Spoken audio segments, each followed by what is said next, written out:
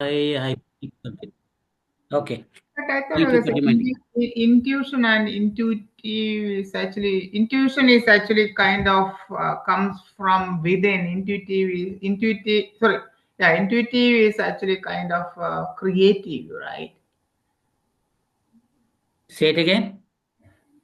Intuition is something, yeah, it is actually kind of a spontaneous, coming from inside and some intuition, right? It Yeah. is without, but intuitive is actually something, with your knowledge you come up with some creative ideas or something like Correct. It is not when intellectual thinking and the result of your intellectual thinking based on your own past experiences.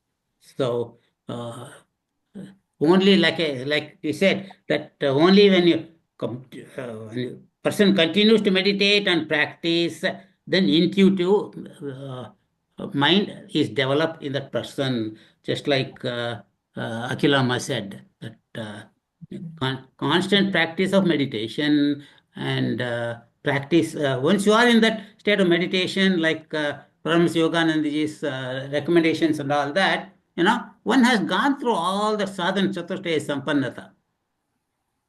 And when that person is at that high state of sadhana chaturshaya sampannata, and so all the shama, dama, uparama, titiksha, samadhana, and that what you call shraddha, everything is there in him. And so naturally, that he is almost there of the that. state of realization. So that's why people who have the intuitive vision, intuitive, whatever that comes out of their mouth is from intuition, then it becomes true. So that's why realized persons, whatever they say, it is like a Mahavakya or a Vedic statement because they're talking from the total mind. Okay, thank you. Okay. Dinesh, you want to continue, sir?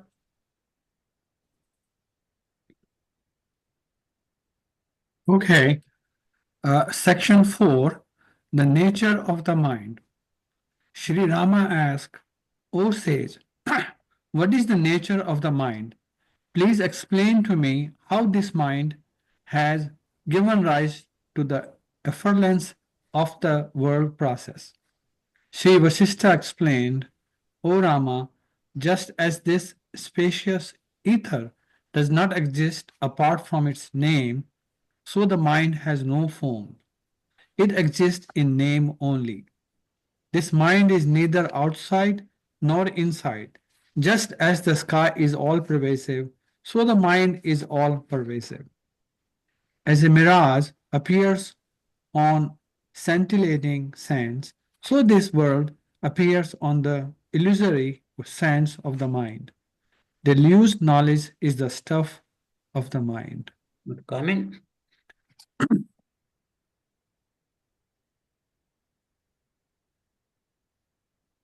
If you, okay, I'm going to make a comment not specific to what I just read. We all individuals do have mind, and our makeup of our mind and our thinking is based on our likes, dislikes, prarabdha, and experiences in life. So we also talked about meditation and in the company of like-minded people. As we progress in that phase of life, eventually the mind that we were born with or we had developed, it basically becomes uh, less important. Now, once we lose our mind and merge ourself in the consciousness, uh, only then at that point this mind is insignificant. Yeah. Thank you. Very nice. Very good. So I like that statement, third paragraph. The mind is neither outside nor inside. It's just like in the water, is the wave inside the water or outside the water? Okay. Can wave exist without the water? No. So wave is nothing but water. And the every part of that wave is nothing but that water alone. Like that. So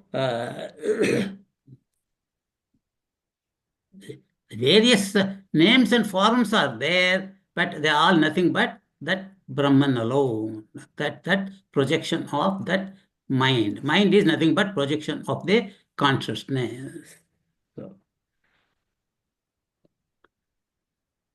okay, hey Mama is not here. Karpagam, you want to continue, Amma?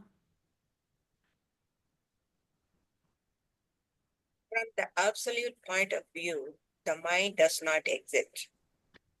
Yet from a practical point of view, the mind is that which causes the transcendental self to be identified with the material world, which is in fact illusory. O Rama, consider Samkalpa thought waves to be the mind. Just as water cannot be separated from liquidity and air from vibration, so the mind cannot exist without the Samkalpas. Continue. Whenever a desire for an object arises, the mind exists in the form of that desire. Mind and desires are inseparable. Brahma, the creator, is of the nature of the mind itself. The development of the idea of the physical body in the bodiless mind is the source of creation. Yeah. What is Sankalpa? Sankalpa is a mental projection.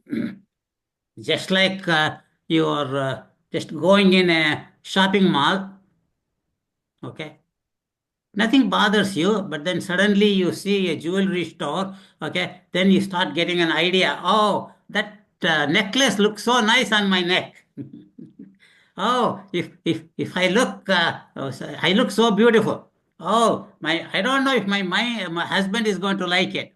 Oh, if I go to a party like this, then everybody will be looking at me. Okay, all this is sankalpa. Okay, that means mental imagination. Okay. Of course, there's another meaning in religious circumstances. Sankalpa is taking an oath for saying that, hey, I'm going to do this action. So you take a sankalpa, I'm going to do the puja. I will take a sankalpa, I'm going to do the homa. That's one meaning. But in Vedanta, the sankalpa means fanciful thoughts. Thank you. So, so all the sankalpa is nothing but what? It's the thoughts in the mind. And those thoughts in the mind then uh, end up in speech and action through the organs of action. So if there was no sankalpa, then actually you don't say, oh, I love it and all those things. The speech doesn't come. Only when there's a sankalpa, it manifests in the form of speech. And then it manifests in the form of action. Oh, I want to possess this. Oh, I don't like it. I want to run away from it. So all that, everything starts from where? From that sankalpa alone.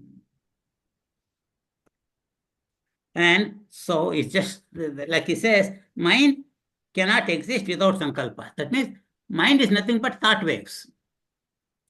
So what is your goal in your meditation? Is to become thoughtless. So when there is no thoughts, there is no mind. Same way, when you are in deep sleep, there are no thoughts. Okay. So when you have no thoughts, there's only pure consciousness. That's why you have a bliss. That's why when somebody says that when you are so tired, you go to sleep and wake up, you say, oh, I had a blissful sleep. Why? Because there were no thoughts. But that happens spontaneously without your, what do you call, effort. And if you can reach that stage with effort in the state of meditation, even when you're awake and thoughtless, then that is real samadhi. That is the goal of life. And that state is called the nirvikalpa samadhi, or your real pure consciousness. Raghuji, can you talk a The- little bit more on the first line? From the absolute point of view, the mind does not exist. Right. I think that's very important, but I'm trying to understand more from you. Well, if you look at all the waves as water, in the water, are there any waves? No. Okay. It's just water. Okay. It's way. Just like if you look at the gold, okay, and you know, the various names and forms are there, but from the absolute point of the gold point of view, all these names, the various forms of the gold are illusory. So that's why when you when you go to the state of just what we call a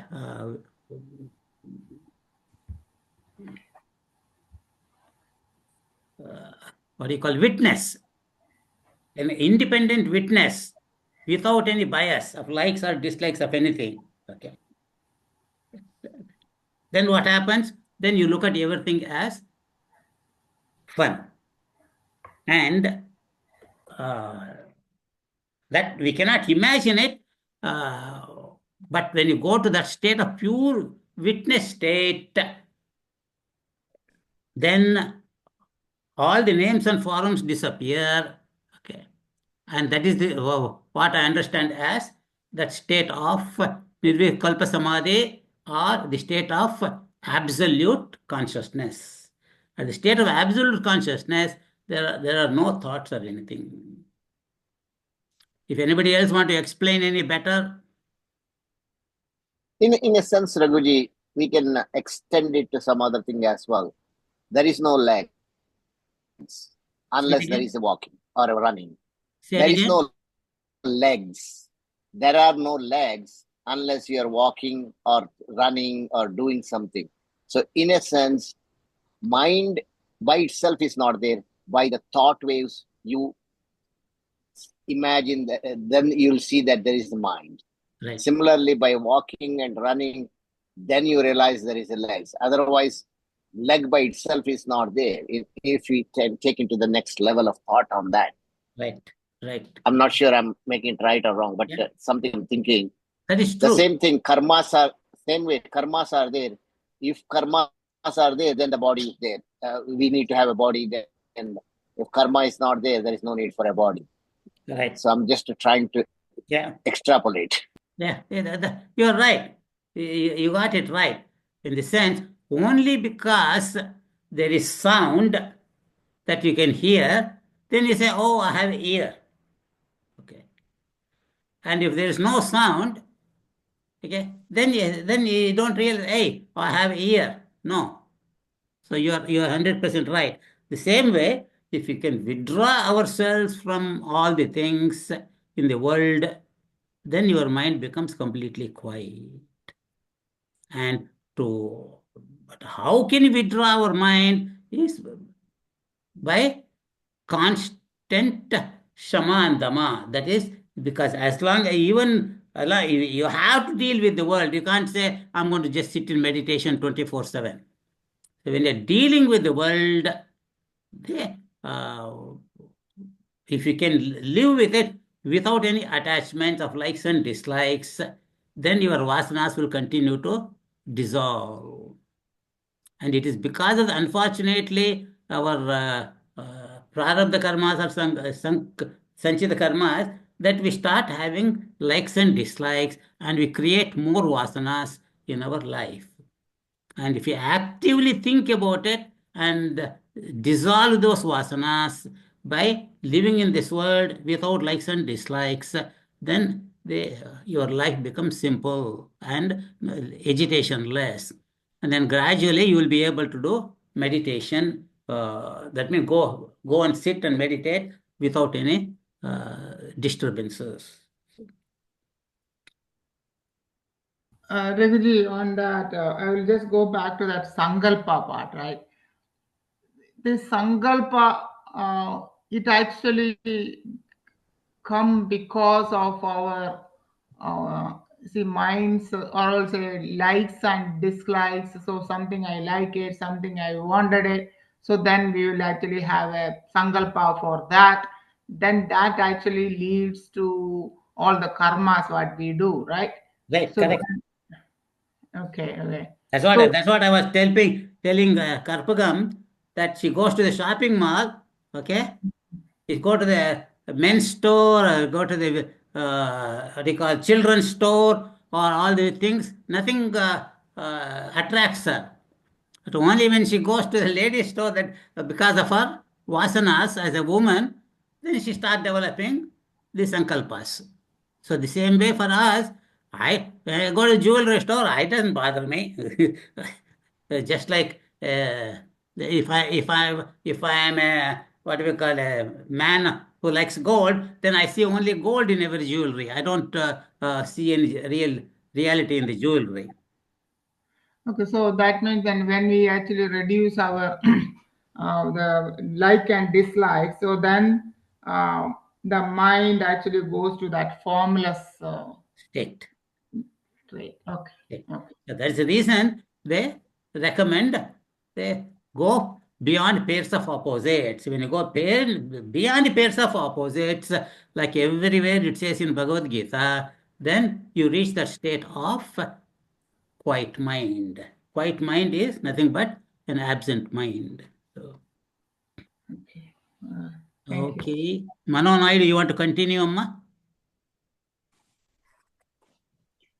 Ignorance, samsara, the world process, chitta, the entire mind stuff, manas, the everyday mind, bondage, impurity, and obscurity, tamas.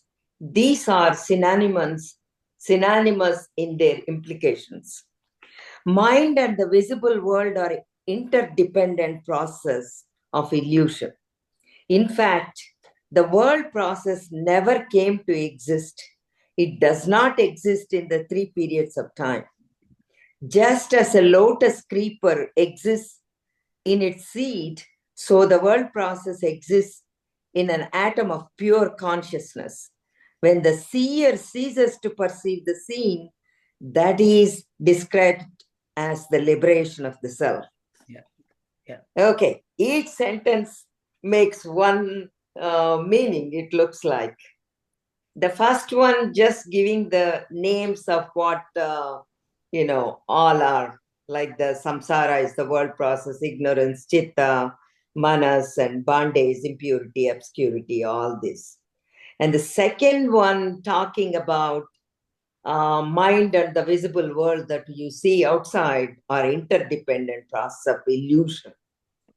So the world process, it doesn't exist and doesn't exist in the three periods of the time. So the visible world, unless the sense objects and sense perceptions are going to the mind, where is the mind? Mind is not there. It has to perceive the sense objects and sense things outside in the world for it to be alive. And the third one, talking about the lotus creeper existing in its seed. So the world process exists in an atom of pure consciousness. So when the seer ceases to perceive the seen, that is the liberation we know. The seer, the seen has to be merged with the seer. Then only you are going to get the liberation or you're going to get the enlightenment. Okay? Or the meditated has to be merged with the meditated. Meditator has to be first merged with the meditated. So all these things have to happen, and your mind and intellect, everything has to be transcended for you to get the liberation. So that's what the third one is, with the seer and the seen they're explaining. Yeah. Beautiful. Thank you, Amma.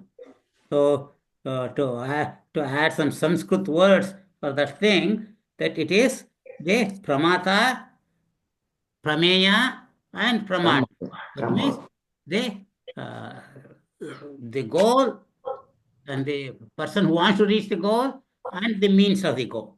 Same way, Triputi. So in this world, we are in the world of multiplicity.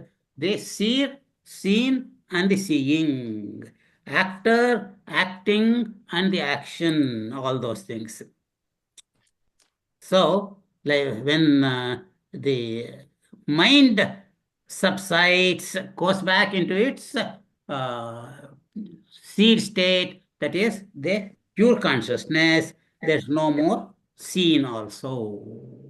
So when there is no seen object, even the seer is not called a seer anymore, because he's called a seer only when there is a scene. And otherwise, he's just a pure awareness alone. So, beautiful thought process. That one line. Then when the seers stop perceiving the world as illusion, stop perceiving the world and it is considered as illusion, that leads to liberation of the self. That can we just put that as a note? Right. So when he knows it's an illusion, and then he stops thinking of that illusion, or even if that illusion is there, then he knows it's an illusion, and then he is abiding in that pure consciousness. That's how I look at it. Okay. So, yeah, I was taking note of it. Okay, thanks. So it's just like when you realize that there's no snake, it was just an illusion, then your thought of snake completely disappears. And then you realize I am just that pure consciousness. Just like you see only the rope was always the real, same way my pure consciousness alone is real. Maya, want to continue to read? Hari Om. Hari Om. When the self discovers its absoluteness, the subtle desires of the mind disappear just as the movement of the trees and creepers cease when the wind stops blowing. When the objects to the illumined the directions, the earth and sky do not exist, then the illuminer of all, the self exists in its own essential nature. When consciousness is freed from I, you, and the world, it abides in this essential glory. Sri Rama asks, O says, if this visible world is real, it cannot cease to exist. The real cannot cease to be. If that is so, how can the miseries arise out of the word process ever terminate? Go ahead and read the next one too. Okay. Says Vashishta replied, O Rama, this drashya, the visible world, exists like pisacha, an evil spirit. The mantra incantation that can drive this pisacha away consists in understanding the self. Comment? I think, Raghuji, you should go ahead. It's a little too much for me right now. So when the self discovers the absoluteness, that means I discover I am that pure absolute consciousness alone. Then what happens? All the desires of the mind disappear, because I am not I know I am not the mind. Okay. But it has to be in the reverse process. Only when I realize that all this mind stuff, the worldly stuff, that I am not interested, I want to realize that absoluteness as a sadhaka, then you reach that absolute pure consciousness one day. And at that time, once I reach that absolute consciousness, then then you realize, just like when you wake up from dream, you realize everything was a dream. So when you wake up to that absolute level of consciousness, then the illusoriness of the world is revealed. So Just like I said, when the objects of the illumined does not exist, then the illuminator self alone exists. That means when there is no seen, there is no seer. And that's only pure absolute consciousness.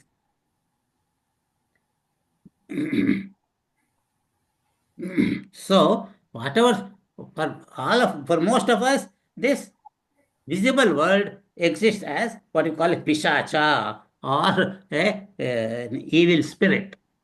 Okay. And how can you get rid of this evil spirit? By the knowledge aham brahmasmi. By the knowledge, once you reach that state of aham brahmasmi, then the pishacha of the world process should subside. So, and never come back.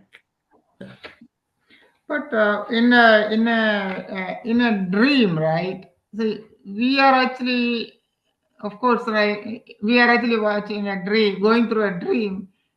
We don't know that we are in that dream. Correct. Right? Correct. So that's the reason. Oh, go ahead. I'm sorry. Go ahead. Yeah. So okay, of course, only thing is it actually says that okay, you have to get this knowledge from the gurus and realize that this is the dream. So that is how we have to interpret. Correct. So before that, before knowledge from the guru, that sadhan chatushtaya sampannata is important, because even the guru might knock again and again and again on our head, but still we don't realize it because we don't have the purity of our mind. So intellectually we believe it, we understand it, but Shravana Manana has happened, but Nididhyasana has not happened. So contrary view that I am this body persists, and then so the world persists. So. Even Gurudev has mentioned in his commentary that even Lord comes down and gives you that knowledge, unless you have that sadhana chatushtaya and Shravana Manana and Nididhyasana, you're not going to realize it. It's basically self-effort. Yeah. That's the reason, if like about 10,000 people are there in a lecture hall, okay, and the Swamiji is giving the same lecture to everybody is listening. But only one or two people get understand it and then say, hey, Swamiji, I want to join your mission. I want to become the student and I want to continue with the Vedanta. But most people, what? Oh, the lecture was very good, Swamiji. So, what did you learn? No, the lecture was good, that's all. So, some people understand, okay, some people might practice a little bit, but just like the 7th chapter of Bhagavad Gita, Lord Krishna says, of thousands and thousands of people, a rare one gets interested in the spiritual sadhana. And of those thousands of people who are interested in sadhana, a rare one really reaches the goal, because he is the one who has that intense mumukshutvam. Okay. Nag, you want to continue, sir? Section 5. The divine self is the root of the mind and the world. Sri Rama asked, O sage, what is the source of the mind? When does this mind, which is the worker of such great illusion, arise? If one were to know the source of the mind, he would know the source of all that exists. Sri Vashishta replied, O child, during the dissolution of the universe, the imperishable self alone exists. That self is imperishable, immutable, self-effulgent, and the very embodiment of bliss. The followers of Sankhya call him Purusha, while the Vedantis call him Brahman. The nihilistic school of Buddhism describe him as the void. Though ever existing in his own glory, the self is veiled from one's view because of ignorance. Though abiding within them, the self is far beyond the reach of the ignorant. Want to comment? Yeah, well, not from exactly this. From what I understand in today's class, the world is nothing but the projection of my mind. Without my mind, there is no projection. Right. But there is no me without the projection of Brahma Ji. And there is no Brahma Ji without the projection of Brahman. So if you put it together, in essence, I am Brahman. So I project everything. I myself project myself as Brahma Ji and this world and everything. So I am Brahman. If I can realize that all the time, then I'm home free. Good. Very good. Raghuji, Yes. in the second paragraph, they talk about Buddhism and other things. Yeah. I am thinking it is a commentary of Jyotirmayam Ji Right. rather than Sage Vashishta. Right. Right. Because that is, so I just want to make sure, because in the age of Treta Yuga. Right. So Okay. I'm going to read a few slokas, which I think are the ones origin from which this commentary of that paragraph of Swamiji came. Okay. He says, Vashishta said, incident to the universal dissolution, when all things were reduced to nothing, this infinity of visible objects remained in a state of calm and quiet before their creation. There was then the only great God in existence, who is increate and undecaying, who is the creator of all at all times, who is all in all, and supreme soul of all, and resembling the sun that never sets. He whom language fails to describe, and who is known to be a liberated alone, who is termed the soul by fiction only, and not by his real nature. Who is this prime male of Sankhya philosophers and the Brahma of Vedanta followers, who is the intelligence of Gnostics, and who is wholly pure and apart from all personalities. So you can say the word Buddhism is not there in the original book. And so, like you said, it is an insertion by Swamiji.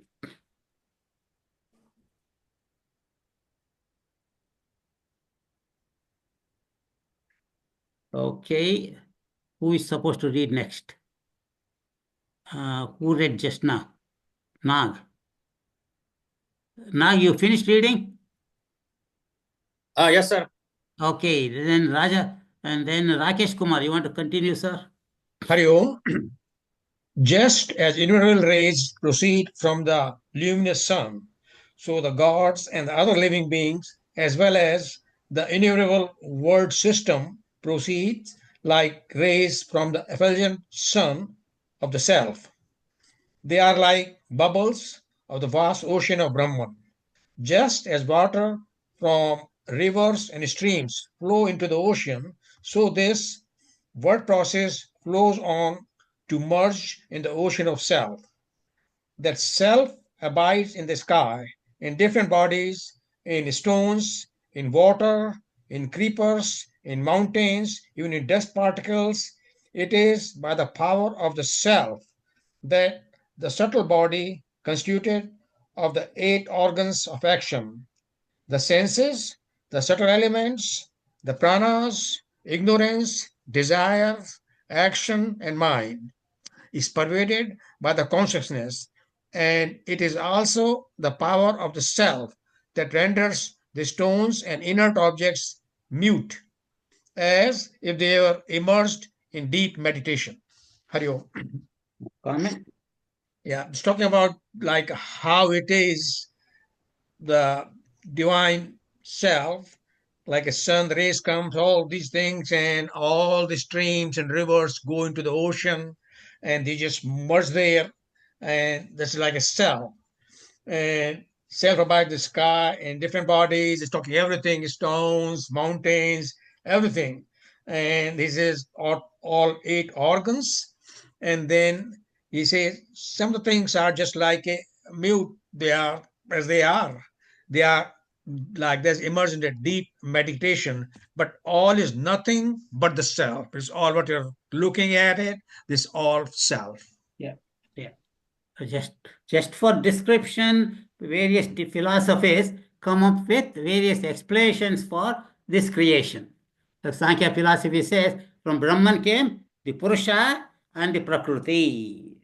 So just like Lord Krishna says in 7th chapter of Bhagavad Gita, oh, I have two natures, my higher nature and lower nature. So just to describe to a ignorant person like us, this creation is there, but it is there. And but at the same time, that I am different from the creation. I am that pure consciousness. That's my higher nature. But the lower nature, I have to give up. And then I realized I'm just that pure consciousness. So just like in 13th chapter of Bhagavad Gita, the same thing is said in a different manner. It says it is kshetra and kshetragna.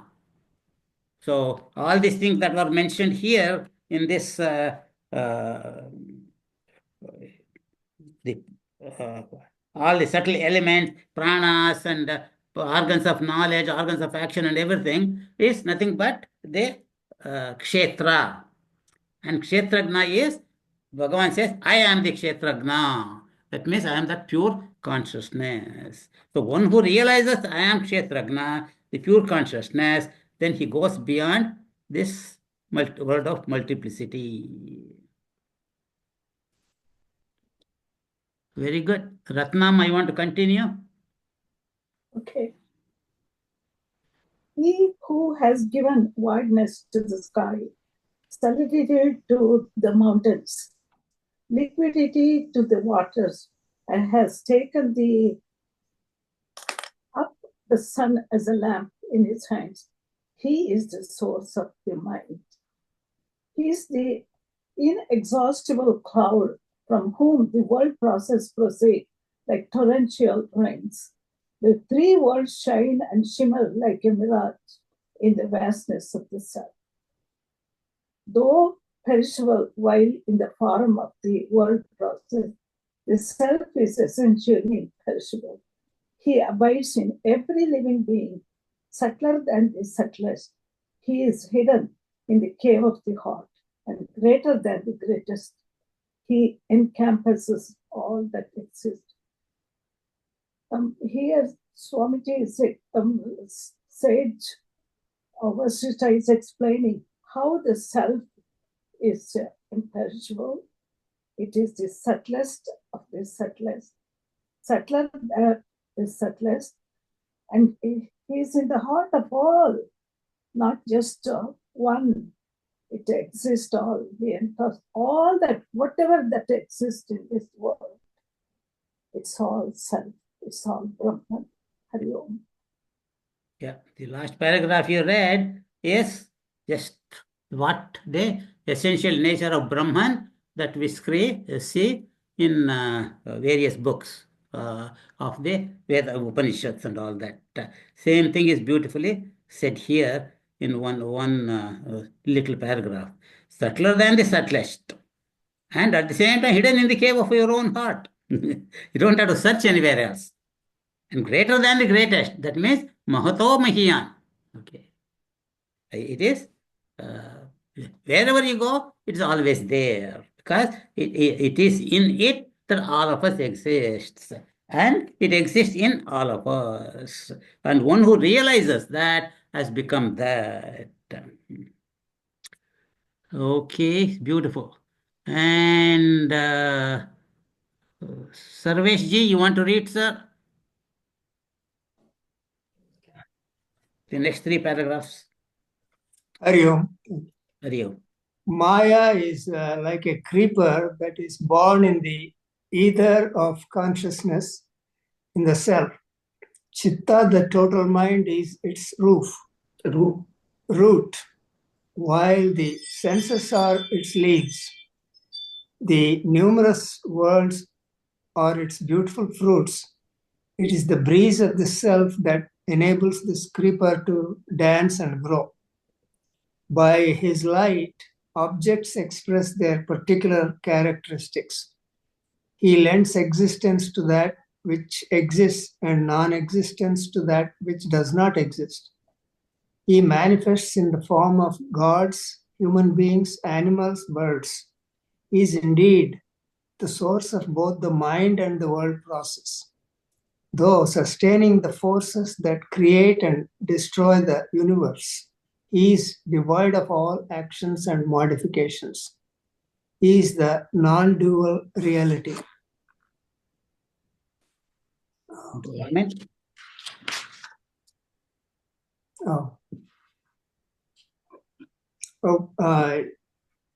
So he's describing here the Maya. It's like a creeper, and is giving it the three forms: the consciousness, the total mind is the root, and the senses its leaves. The numerous worlds are the beautiful fruits. It's a beautiful description of the consciousness, the Maya aspect of what we are dealing. By his light, objects express their particular characteristics, and he lends existence to all of that, both existing and non-existing.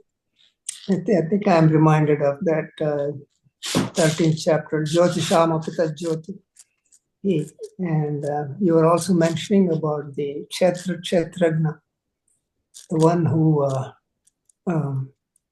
is the Kshetra being the field, the known, and the knower of the field is the Kshetragna. Kshetragnam chapimam vidhi. That is the sentence of the 13th chapter where he describes that he is the knower of all fields.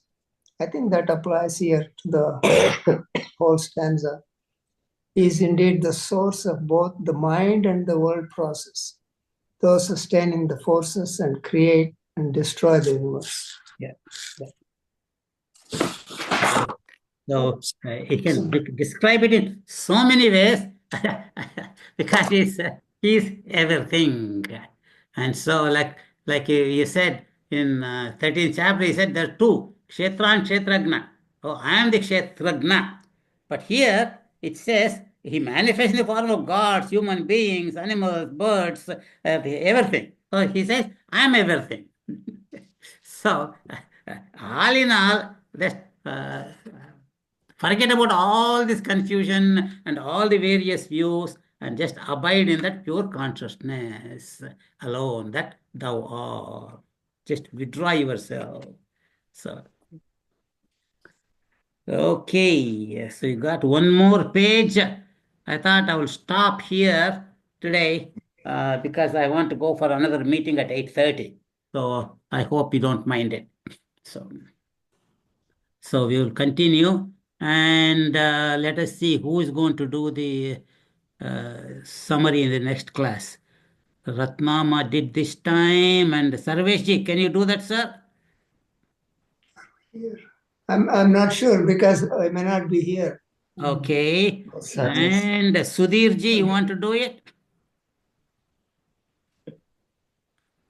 Yes, only thing is, I just want to, I was a bit late. Where did we start at? We started in page 172. Okay. Okay. Good. Okay. Om Sarve Bhavantu Sukhinah, Sarve Santu Niramayah, Sarve Bhadrani Pashyantu, Ma Kaschit Dukkha Bhag Bhavet. Om Purnamada Purnamidam Purnat Purnamudachyate Purnasya Purnamadaya Purnameva Vashishyate. Om Shanti Shanti Shanti. Harihi Om Shri Gurubhyo Namah. Harihi Om. Thank you all. Hari Om. Hari Om, Raghuji. I know you have very little time. Thank you, Raghu. Vishwa, go ahead.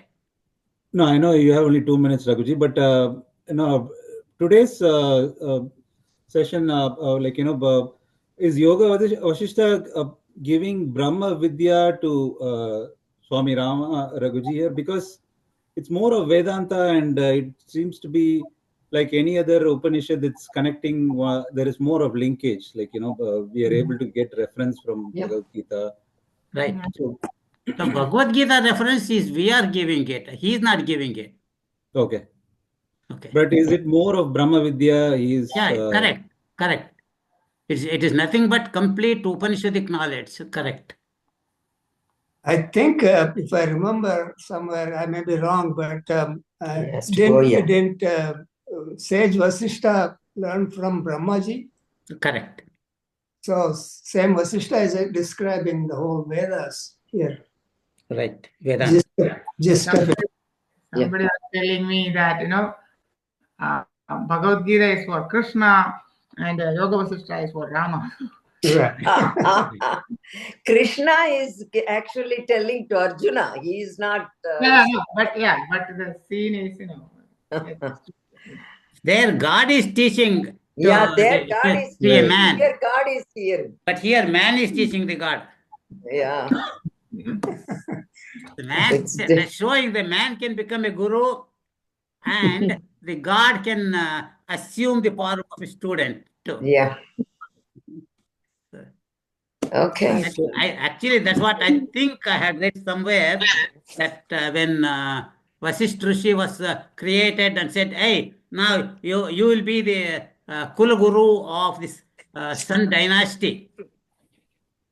And said, I don't want to be going there. I don't want to be in this world. Hey, one is going to be born there as an avatar. So you get to teach Bhagavan. Then he said, okay, then I'm going to go. That was a little chocolate given to Vashishta Rishi to take up that human form. So, Hari Om, everybody. Hari Om. Hari Om. Hari Om. Hari Om. Hari Om. Hari Om.